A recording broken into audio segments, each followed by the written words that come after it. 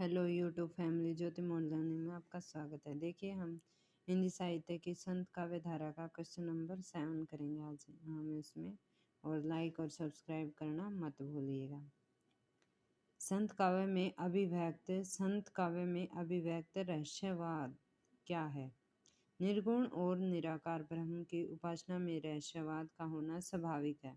शंकर का अद्वैतवाद, सूफियों की प्रेम साधना और नाथों की योग साधना संत काव्य के रहस्यवाद का आधार है। रहस्यवाद के दो प्रकार माने जाते हैं, एक साधकात्मक रहस्यवाद, दो भावात्मक रहस्यवाद। आचार्य रामचंद्र शुक्ल के अनुसार कबीर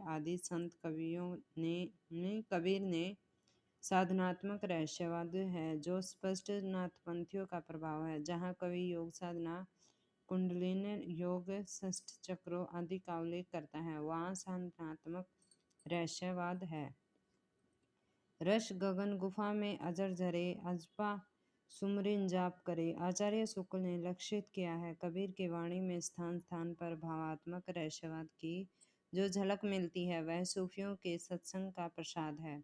कबीर ने स्त्री और पुरुष का रूपक अपनाकर प्रेम की जो व्यंजना की है, उसमें सूफी रहस्यवाद प्रेम साधना का मर्म ही झलकता है। हरि मोर रहता में रतन प्रियाए, हरि का नाम लेके कतक बहुरिया। संत कवियों ने अपनी रहस्यवाद भावनाओं को उल्ट बंसियों के माध्यम से अभिव्यक्त किया है। क्वेश्चन नंबर 8 है, संत काव्य के प्रमुख कवियों का परिचय देना है। ठीक है, इसमें कौन कौन से कवि आएंगे वो देखेंगे आगे।